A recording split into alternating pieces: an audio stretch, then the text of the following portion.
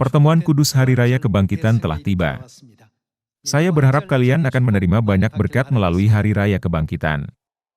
Seperti yang kita semua tahu betul, Hari Raya Kebangkitan yang kita rayakan hari ini adalah hari raya yang memperingati kuasa kebangkitan Kristus ketika Ia bangkit dari antara orang mati pada hari yang ketiga.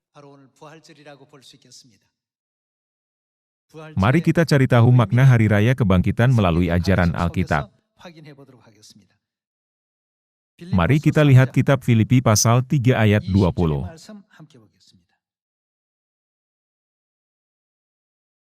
Pasal 3 ayat 20.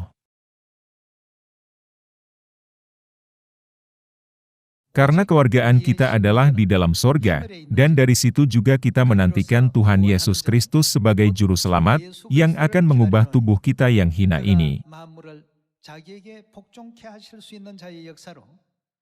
Alkitab menggambarkan tubuh yang kita miliki saat ini sebagai tubuh yang hina, jika dilihat dari sudut pandang kerajaan Tuhan. Akan mengubah tubuh kita yang hina ini, sehingga serupa dengan tubuhnya yang mulia, menurut kuasanya yang dapat menaklukkan segala sesuatu kepada dirinya.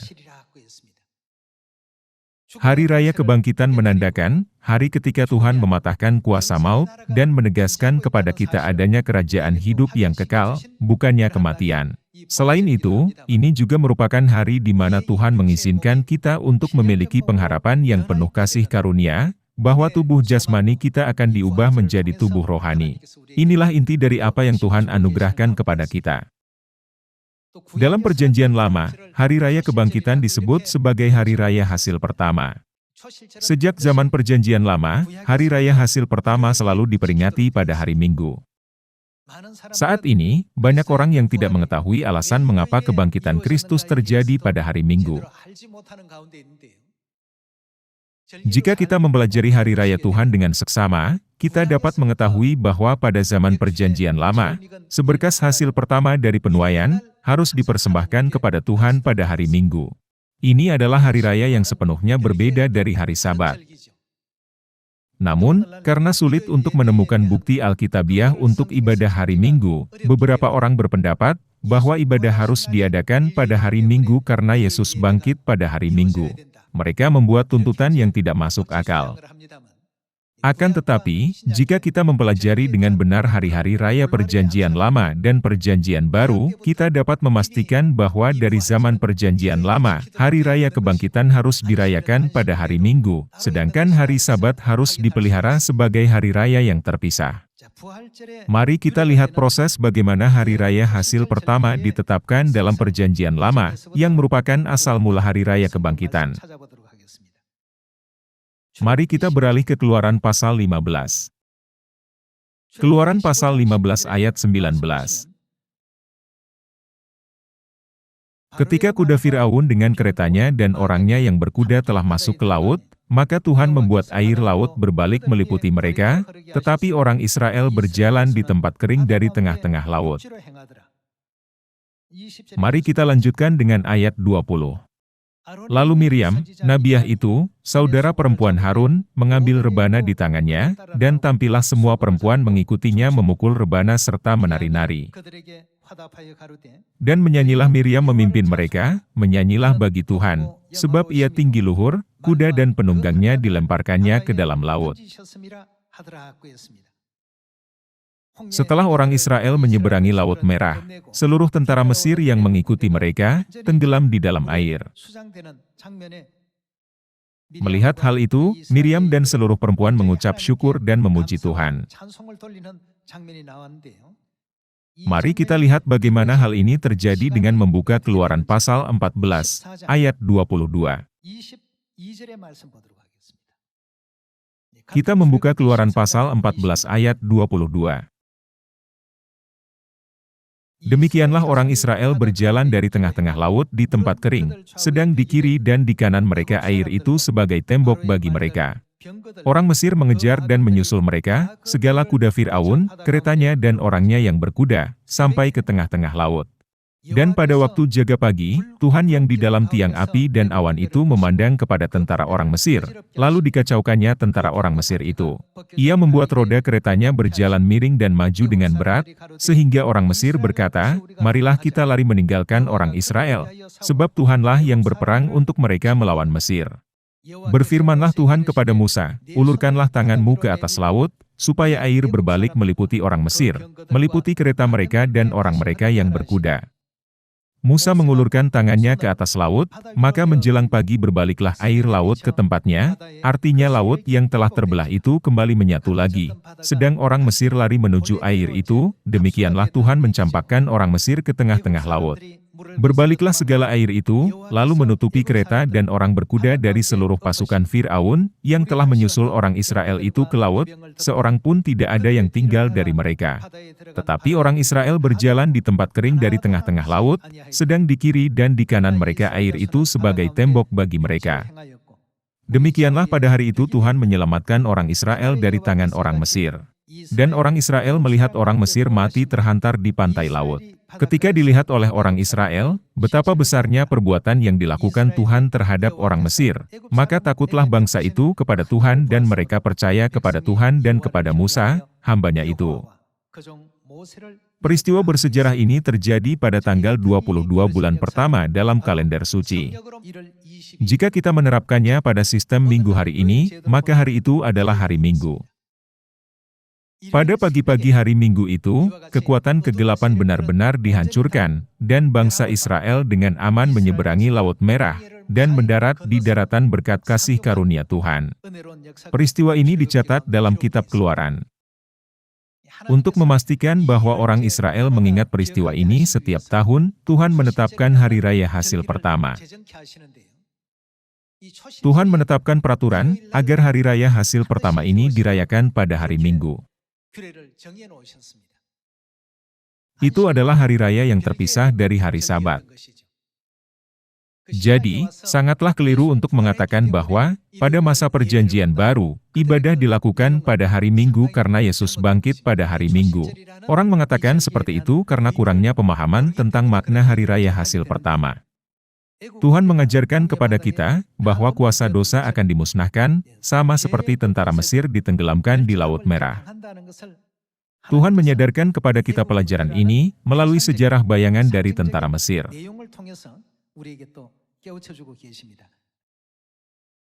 Mari kita lihat Imamat pasal 23 ayat 10.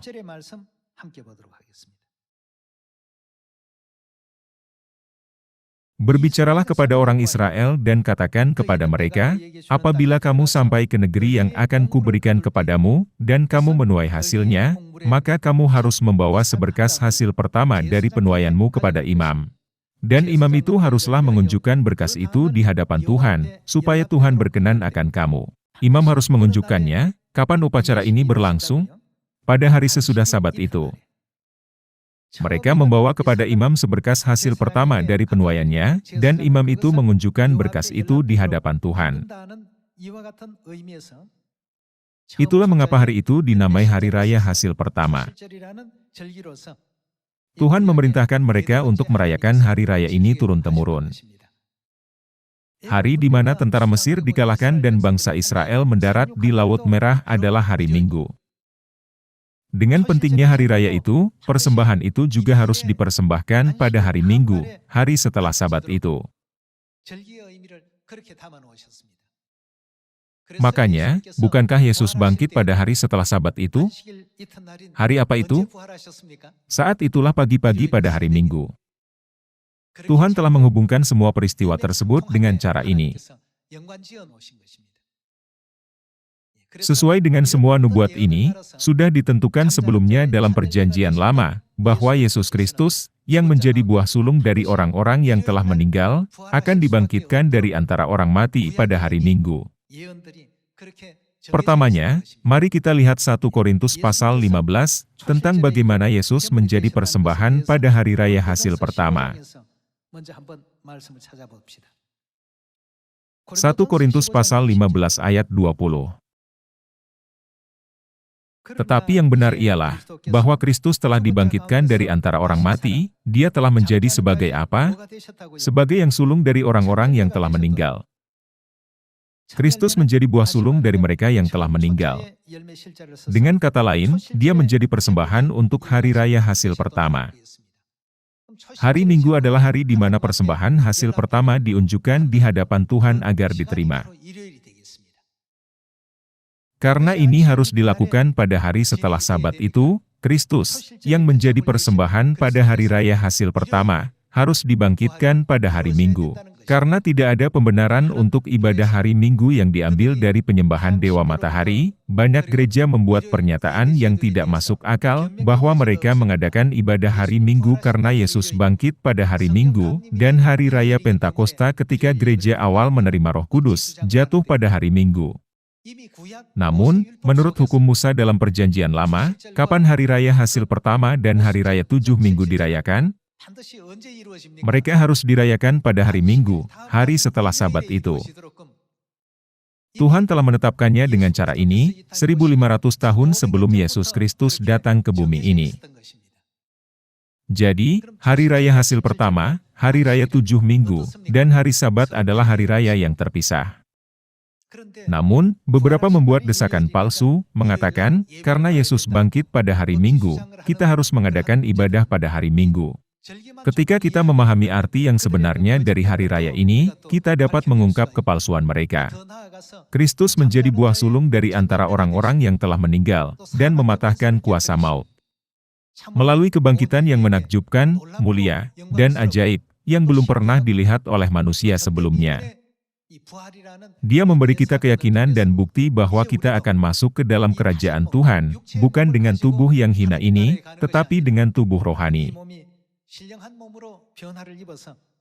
Tubuh jasmani kita akan diubah menjadi tubuh rohani, dan Tuhan akan mengizinkan kita kembali ke tanah air sorgawi kita. Kemudian, mari kita menelaah adegan kebangkitan Kristus sebagai buah sulung dari mereka yang telah meninggal, dengan membuka Matius pasal 28. Matius pasal 28 ayat 1. Magdalena dan Maria yang lain menengok kubur itu. Maka terjadilah gempa bumi yang hebat sebab seorang malaikat Tuhan turun dari langit dan datang ke batu itu dan menggulingkannya lalu duduk di atasnya.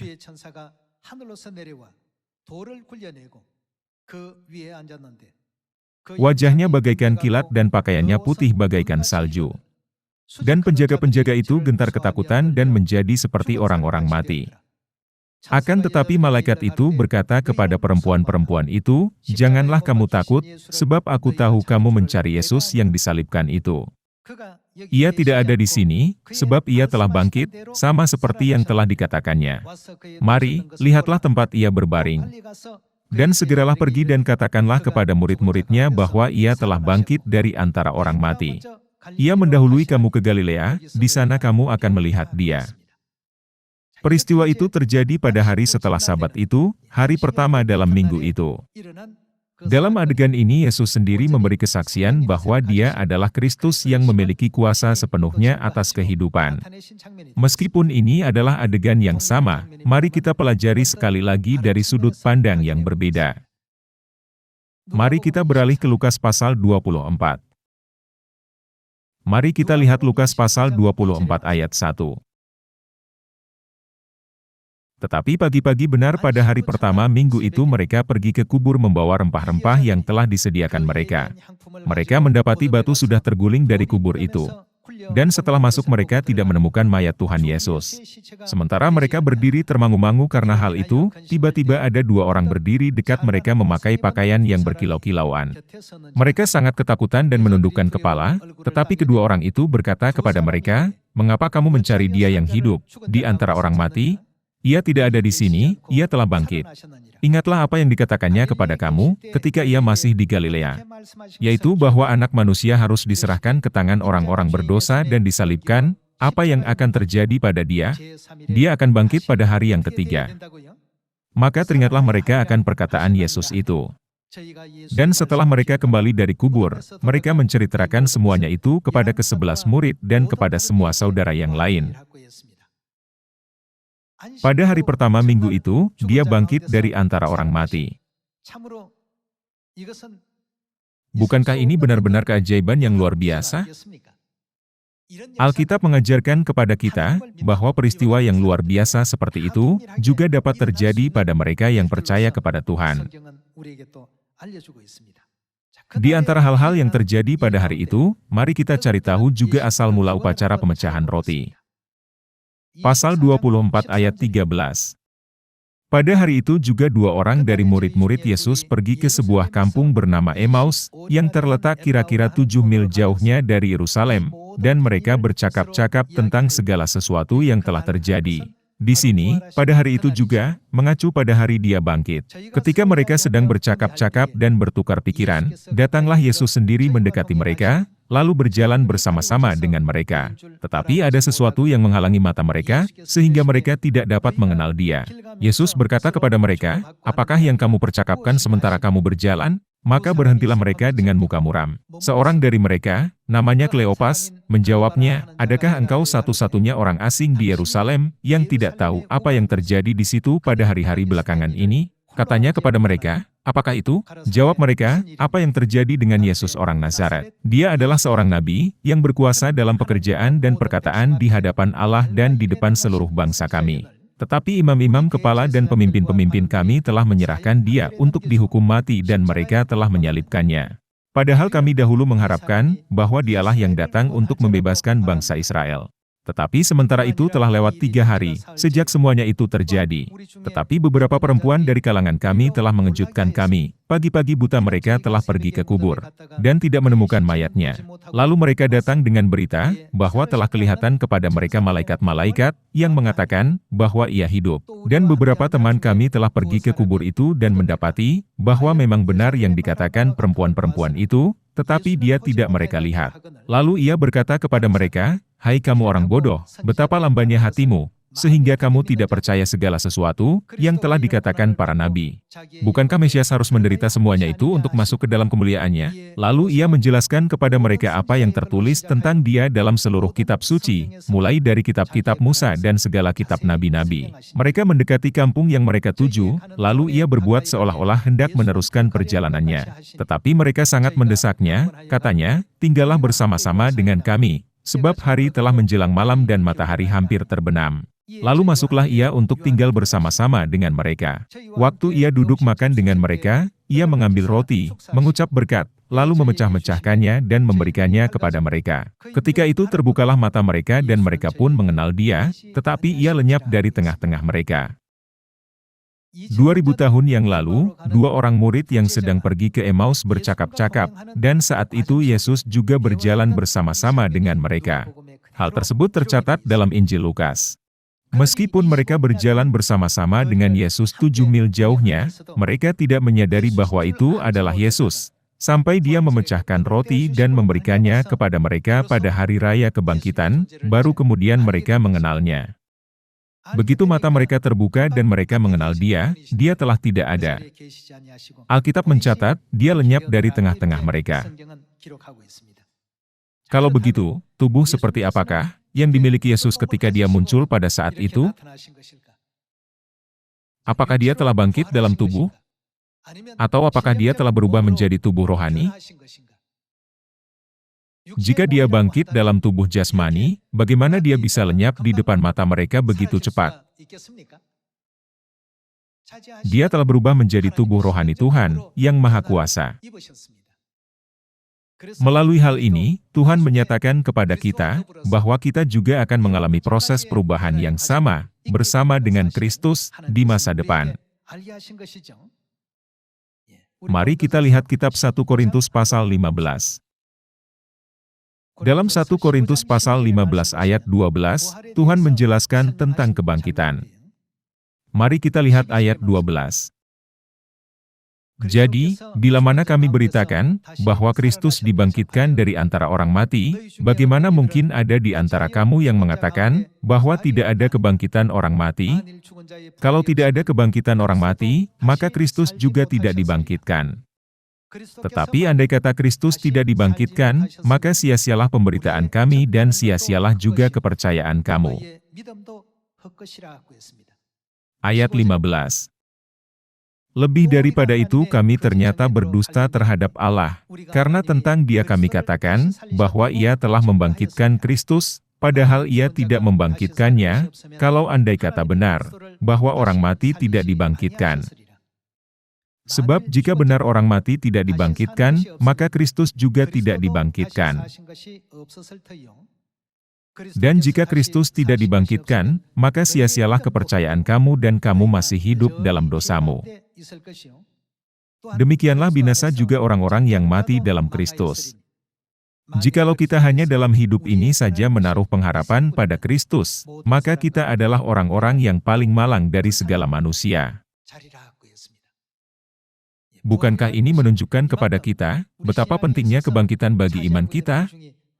Hal ini sungguh penting dan berarti.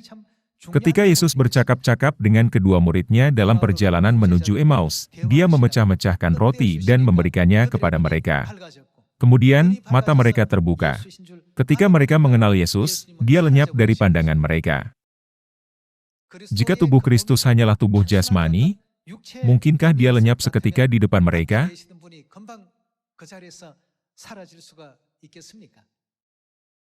Karena Kristus mengenakan tubuh rohani, Dia dapat muncul dalam tubuh jasmani, maupun dalam penampilan rohani apapun. 1 Korintus pasal 15 ayat 49. Sama seperti kita telah memakai rupa dari yang alamiah. Rupa dari yang alamiah disebut sebagai tubuh yang hina. Ada tertulis, Dia akan mengubah tubuh kita yang hina ini, sehingga serupa dengan tubuhnya yang mulia.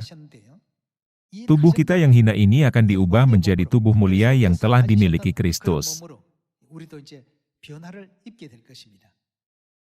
Kita akan diubah. Ayat 50. Saudara-saudara, inilah yang hendak kukatakan kepadamu, yaitu bahwa daging dan darah tidak mendapat bagian dalam kerajaan Allah dan bahwa yang binasa tidak mendapat bagian dalam apa yang tidak binasa. Sesungguhnya aku menyatakan kepadamu suatu rahasia. Kita tidak akan mati semuanya, tetapi apa yang akan terjadi pada kita? Kita semuanya akan diubah dalam sekejap mata, pada waktu bunyi nafiri yang terakhir. Mereka yang tidak mengalami kematian akan diubah, dan orang-orang mati akan dibangkitkan. Mari kita lanjutkan. Sebab nafiri akan berbunyi dan orang-orang mati akan dibangkitkan dalam keadaan yang tidak dapat binasa, dan bagaimana dengan kita? Kita semua akan diubah. Mari kita lihat ayat 53.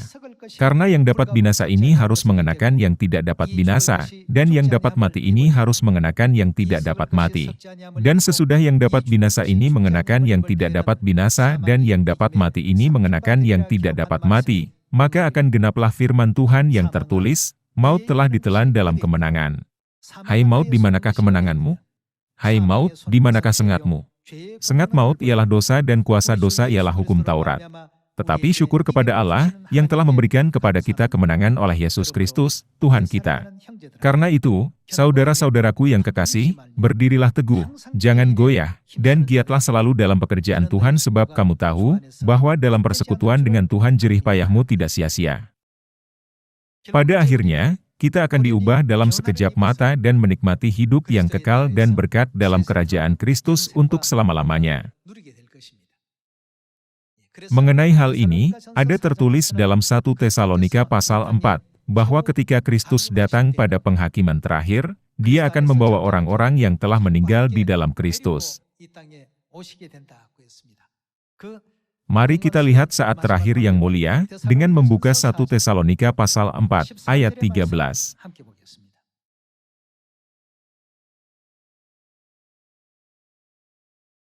Selanjutnya kami tidak mau, saudara-saudara, bahwa kamu tidak mengetahui tentang mereka yang meninggal, supaya kamu jangan berduka cita seperti orang-orang lain yang tidak mempunyai pengharapan. Karena jikalau kita percaya, bahwa Yesus telah mati dan telah bangkit, maka kita percaya juga bahwa mereka yang telah meninggal dalam Yesus akan dikumpulkan Allah bersama-sama dengan Dia. Ini kami katakan kepadamu dengan firman Tuhan, kita yang hidup, yang masih tinggal sampai kedatangan Tuhan, sekali-kali tidak akan mendahului mereka yang telah meninggal. Sebab pada waktu tanda diberi, yaitu pada waktu penghulu malaikat berseru dan sangkakala Allah berbunyi, maka Tuhan sendiri akan turun dari sorga dan mereka yang mati dalam Kristus akan lebih dahulu bangkit. Sesudah itu, kita yang hidup, yang masih tinggal, akan diangkat bersama-sama dengan mereka dalam awan menyongsong Tuhan di angkasa. Demikianlah kita akan selama-lamanya bersama-sama dengan Tuhan. Karena itu hiburkanlah seorang akan yang lain dengan perkataan-perkataan ini. Kita tidak bisa hidup di dunia rohani dengan tubuh yang hina ini, kita harus diubah. Ke dalam tubuh seperti apakah kita akan diubah?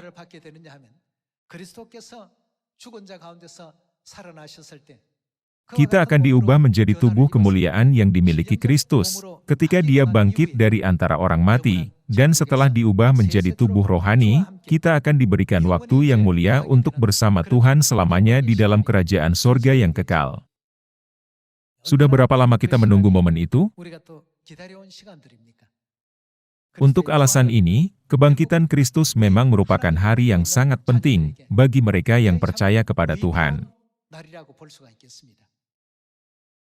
Orang-orang kudus di gereja awal tidak kehilangan iman mereka bahkan di bawah penindasan Romawi, karena mereka memiliki pengharapan yang besar akan kebangkitan. Mereka memiliki iman yang teguh bahwa meskipun mereka mati, mereka akan hidup kembali dan menikmati hidup yang kekal dan berkat-berkat di dalam kerajaan Kristus. Dengan demikian, mereka tidak patah semangat oleh kesulitan, ancaman, atau paksaan yang mereka terima dari negara.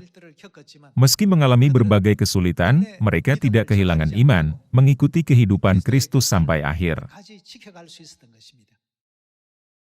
Kita harus berpegang pada pengharapan akan kebangkitan, yaitu maju menuju kebangkitan untuk hidup. Mereka yang memiliki pengharapan akan kebangkitan, tidak takut mati. Karena setelah itu, ada dunia kemuliaan yang akan Tuhan anugerahkan kepada mereka. Namun, setan terus berusaha untuk mengalihkan perhatian kita kepada hal-hal duniawi, untuk melenyapkan pengharapan kita akan kebangkitan. Semuanya, kita mungkin menganggap umur panjang di bumi ini sebagai berkat, tetapi bukankah berkat sejati adalah menikmati kasih karunia Tuhan, dan kebahagiaan kekal dalam pelukan Tuhan, untuk selama-lamanya? Selama kita ada di dalam Kristus, Tuhan sungguh menjanjikan berkat ini kepada kita. Kita akan dibangkitkan dan diubah seperti Kristus. Dalam aspek ini, kita dapat melihat perbedaan antara diri kita sendiri dan orang lain di dunia. Penghakiman sedang menunggu mereka, tetapi bukankah kerajaan sorga sedang menunggu kita? Melalui kebangkitan ini, kita dapat masuk ke dalam kerajaan sorga yang kekal. Untuk membawa kita ke kerajaan sorga, Tuhan akan mengenakan jubah rohani kepada kita melalui suatu proses, yakni, orang yang mati melalui kebangkitan dan orang yang hidup melalui perubahan. Pada akhirnya, kita semua akan memerintah sebagai raja di kerajaan sorga yang kekal untuk selama-lamanya. Oleh karena itu, makna kebangkitan yang kita peringati hari ini memiliki makna yang sangat penting. Kita tidak lagi terikat pada kematian. Orang-orang kudus di gereja awal tidak khawatir tentang bagaimana menghindari kematian. Meskipun mereka menjadi santapan singa, mereka tidak takut menghadapi kematian. Mereka tidak meninggalkan iman mereka kepada Yesus. Iman seperti itu berasal dari pengharapan akan kebangkitan. Hari ini, kita harus mengukir iman mereka di hati kita.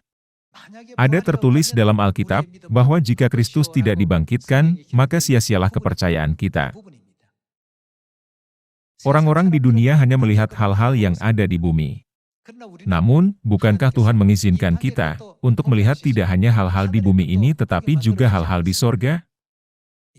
Mari kita peringati makna Hari Raya Kebangkitan, sambil berpikir, apakah saya sudah menimbun berkat di sorga dengan benar, sambil menantikan kerajaan sorga yang sudah sangat dekat? Saat ini, orang-orang merayakan Hari Raya Kebangkitan dengan peraturan dan upacara yang berasal dari agama pagan, seperti makan telur dan kelinci Easter. Namun, kita mengikuti apa yang tercatat dalam Alkitab. Pada Hari Raya Kebangkitan ketika Kristus memecahkan roti dan memberikannya kepada para murid, mata mereka terbuka, dan mereka mengenal Dia sebagai Kristus. Mari kita memikirkan sekali lagi, adegan di mana mereka mengenal Dia sebagai Kristus. Tidak peduli dalam bentuk apapun, Tuhan menampakkan diri kepada kita, marilah kita selalu siap untuk menerima Kristus dengan benar dan mengikuti ajarannya. Saya berharap bahwa semua anak Sion akan dapat melakukannya. Dengan ini, saya hendak mengakhiri khotbah tentang Hari Raya Hasil Pertama dan Hari Raya Kebangkitan. Terima kasih.